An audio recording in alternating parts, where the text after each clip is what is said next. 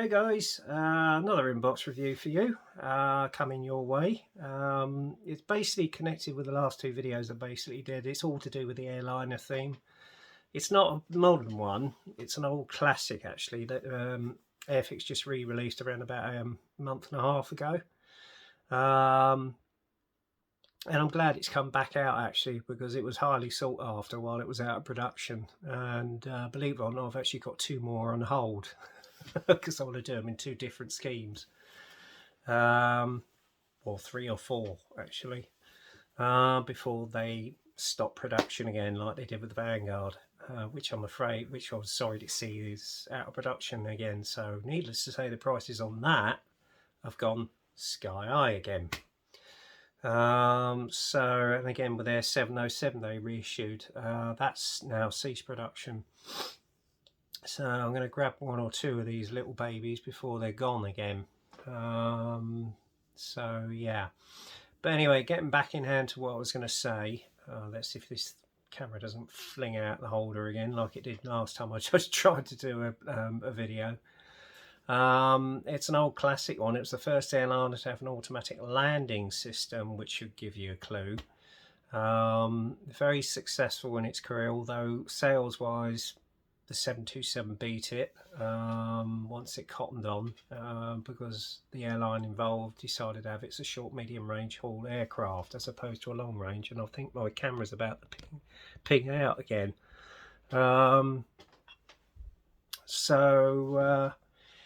what we'll do, turn the camera around. I'm just going to put the camera up a little and we'll turn around and I'll show you what I mean. And there she is. It's the Hawker Siddeley Trident 1C, which is of Airfix Vintage Classics range. And I'm glad they've reissued it, because it is an iconic British airliner. First flew around about 1962, and then it entered British European Airways service around about April 1965. Much later there was the improved Trident 2, and then the stretch Trident 3B, which actually soldered on until about 1985 when British Airways retired them. But as I say, it was the first aircraft with the first automatic landing system to basically be able to land automatically in zero vision. It basically stood the test of time really, although they were noisy little buggers.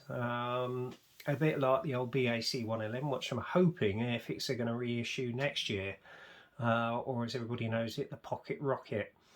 But yeah, it's a classic airliner, and I'm glad to see that they've reissued it in its original colour scheme when it was first issued, with the original box art on it.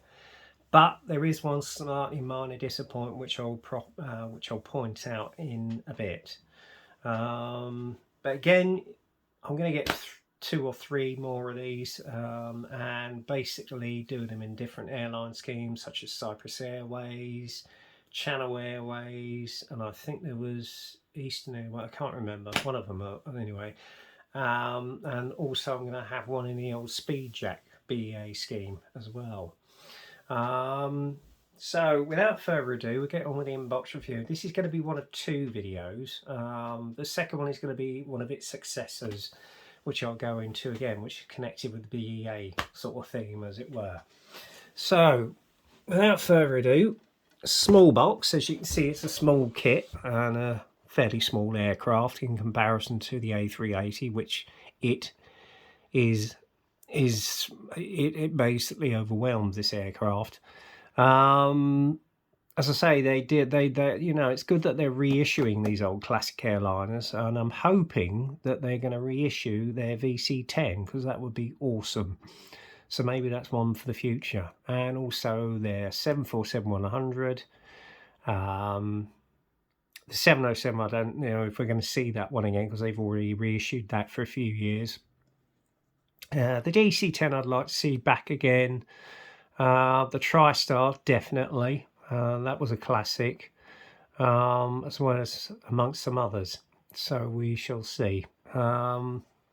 But anyway, without further ado, as you can see, you've got the old classic Roy Cross artwork on the front there with the original BEA red flag scheme. which I think it looks best in. It really shows off the aesthetic lines of the Trident. And on the side, you've obviously got a little bit of a warning there in about God knows how many languages. It's issued by Hornby. And if anybody's been actually watching it, there is a program that's been running on yesterday called Hornby Model World, which is all about the company itself, and it's extremely interesting. And it's usually on around about Monday nights on the Yesterday channel around about 9 o'clock, so look out for that one. Again, you got the well-known Roy Cross box art on the sides here, part of the old vintage classics range. The kit number, if you want to get it, is A03174W. That's hang on, if I keep that still, A30174W. Okay. And then on the side, you've only actually got the one colour call out, which is the old traditional BEA red flag scheme, which she first entered service in 1965. So there you go. We'll open the box up. Obviously got the instruction sheet, which we'll start off with in pamphlet form. A little history about the aircraft itself, in English, French, Danish and Spanish, as well as, I don't know if that, I don't know quite what language that is, but anyway, enough said. There's your colour call out, which you've got the one scheme with. And first open the actual pamphlet, and obviously first out the gate is basically putting the actual cabin doors on, and I think a cargo door on both sides of the fuselage, which you can see there. Then obviously you've got a bigger view, the fuselage halves to go along with the bulkhead and the glass, plastic glass inside. There's no detail in the cockpit, unfortunately. And then obviously you put the wings together and they go onto the fuselage. Once that's done, next stage is the fitting of the old spay engines. I think they were spay engines, I can't remember now. And the exhaust stub, which goes into the back engine, because it was a tri-jet. So they're all fitted up and put onto the fuselage. Then you've got the familiar T-tail, which goes on. And then obviously the next stage is fitment, if you want it in flight, of the undercarriage bay doors in. And if you're doing the undercarriage down, what was well known is that on the front nose gear, the actual fuselage actually was slightly pivoted to the, I think it was the left hand side of the fuselage. I don't know why, but that was actually put into design. Obviously got the fitment of the nose wheel there, as I've just explained, with the nose gear bay door. Then you've got the main undercarriage, which is fitted here, which it shows. And I think that's, you've got airspeed indicators which go on, you've got the gear bay doors, and then if you want to, you've got the crew access ladder or passenger ladder to get into the aircraft if you want the door open. But the thing is, there's no interior detail, so I don't see much point into that unless you can find anything off aftermarket. And then obviously the glass goes into the cockpit as well, and that's it, your aircraft is assembled. There's not much to this kit, to be honest with you. And then obviously you've got the one colour call out, which is of an aircraft, Trident 1C, British European Airways, Heathrow, London, 1965. And it's of the traditional BEA red flag scheme, which you see there. And obviously underneath it was actually all silver, so a little bit misleading that. It wasn't actually all over all gloss white, so I think you'll have to do your research on that, okay? And also you got your registration, which goes on the decals, your red flag on the T-tail, and your Union Jack on the side of the cockpit there, and that is basically it, Trident, etc. So we'll have a look at the actual old mouldings of the kit itself. It comes in one big bag, and I've opened it. I think I've opened it. Have I opened it? No, I haven't. Open it now, which I've done with my teeth. If you haven't got your scissors, you've got your teeth. And I'll show you one side of the fuselage. There you go, very basic, not a lot to it, to be honest with you. You've got the tail rudder there, which is moulded onto the cockpit. It's raised detail because obviously this mould first came out around about 1966. So if you want to upgrade it and put recessed panel lines, you're going to have to go along with the what do they call it, scribing tool. So yeah, it's all raised detail, so that shows you how old the moulds are. And obviously inside there's just no detail, you just get a bulkhead and that is it. So there you go. Okay, and obviously you've got your cargo bay doors there, so unless you want to do a bit of scratch building, there's not really much detail to it. So there you go.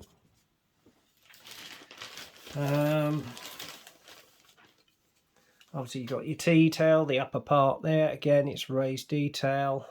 You may have to rescribe some of the detail on that. There you go, so that's that. That's the upper part, the tail.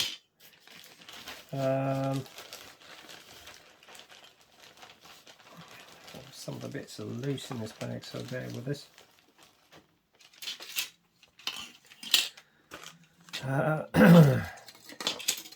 And on this sprue you've got the lower part of the tail there, which you can see, and you've got the engine halves here, the bulkhead, your undercarriage wheels, not a lot of detail. You've got your airspeed indicators on there, you've got your exhaust stubs, your undercarriage doors for the front nose gear bay, lower part of the wing, again it's all raised detail, so you may have to sand that down and rescribe it, which is going to be a major pain in the arse, but there you go.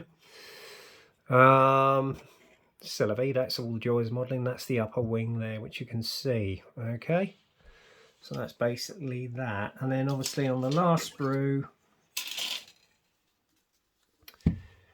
you've got undercarriage bay doors, you've got your cargo bay doors, you've got your nose gear, you've got your rear that's your engine compressor blades there, gear bays on the main undercarriage bay, and then obviously you've got the sides for the passenger access ladder, and then the main part of the actual stairway, which you can see there. So that is basically all that's in the kit. There's not a lot to it, and then obviously you've got your clear parts, which I'm going to leave in the bag. A little bit distorted on the main cockpit panel, but there again, once you get your decal on, you ain't going to really see much odds in it. So that's that really. Now, the disappointing part. The disappointing part is the decals. Although they're made by Cartograph and they're very good, look at the colour of the red. It is too damn dark. It's wrong. When you compare it to the model of the Vanguard, you will see. I don't know who did their research, but they needed to do it a lot better than this. I mean, no problem with the actual lines of the black here, that's fine. You've got the outer decal for the actual cockpit panel, etc. And the actual windows as well, that's pretty good, registration. But as regards the BEA logo, it's completely the wrong colour. So when I opened this up, I was very, very disappointed. So what I decided to do is I've gone the aftermarket route. And I actually looked on eBay and I found these. This is the better red. This is the correct red. So what I'm going to be doing, although it's for a Trident 2, I am going to use these decals instead, especially for the cheat lines and the nose and obviously the red tail. It's completely the right colour. You've got the right colour for the cockpit, so I might well use that. You've even got it for the side back windows there, much more detailed and more to scale. So I'm going to use these. These were actually issued by a company called Liveries Unlimited, and I was lucky to get hold of this because these are getting rarer and rarer. 26 Decals did do them, but they're now out of production, unfortunately. So I was very, very lucky to snap these up, because I did not want to blooming use these in comparison to those, because if you look, the red on that is completely wrong. See what I mean? It's too dark.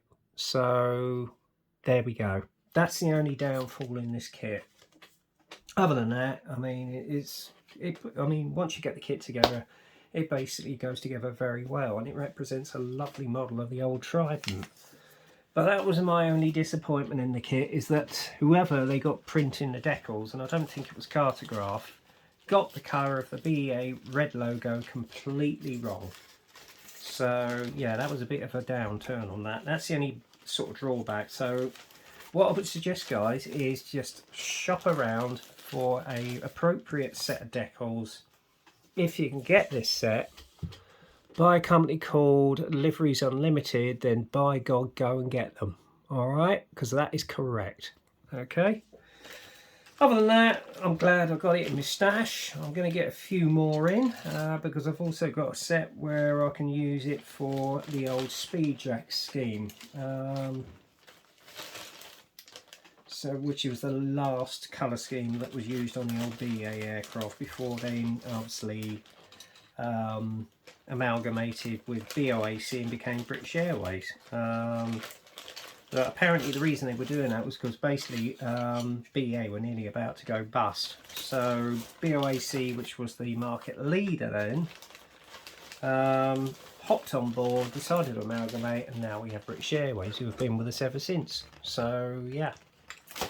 But I must admit, it's the only kit in the injection moulded, apart from the one that I showed you previously, which is now in short supply, of the Trident 3B, that you can get hold of in a Trident. So I don't know how long they're going to have them on the market for, but I would suggest snap up as many as you can, because I don't think they're going to keep them in production past a year, to be honest with you, or two. After that, they'll be back off the market again. So grab them while you can, guys. But it's a lovely classic kit. It's an addition to the stash, but as I say, the only disappointment is the decals, because they got the colour completely bloody wrong on the red. And I was a bit miffed, because I've been waiting. When they announced they were going to reissue this kit, I thought great. And when I saw the scheme, I thought great. Then I opened the box and I was like, oh shit. So yeah, be prepared. And if you look at any of the old reference photos of them in this scheme, you can see that red is quite predominantly bright. So there you go. Anyway, I'm not going to waffle on about this anymore. As I say, whilst they're on the market, go out and grab them. All right. So there you go. Just going to turn the camera around again and finish off this video. So there you have it, guys. Hang on, let's get the camera straight again. There you go. That is the inbox review of Airfix Vintage Classics range 1144 Hawker Siddeley Trident 1C. As I say, there are other Tridents in a Trident 3B, which I saw, I think is F-Decal. They do a few, but they are becoming in short supply. And I think A model did them, but they are costing the earth.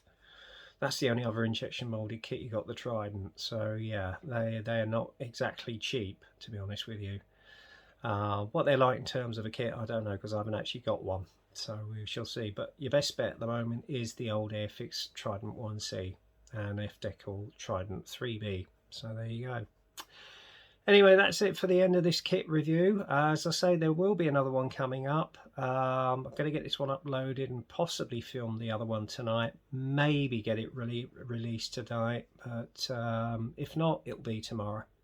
So in the meantime, get kit crazy, stay safe, keep well, and I'll speak to you soon. Cheers.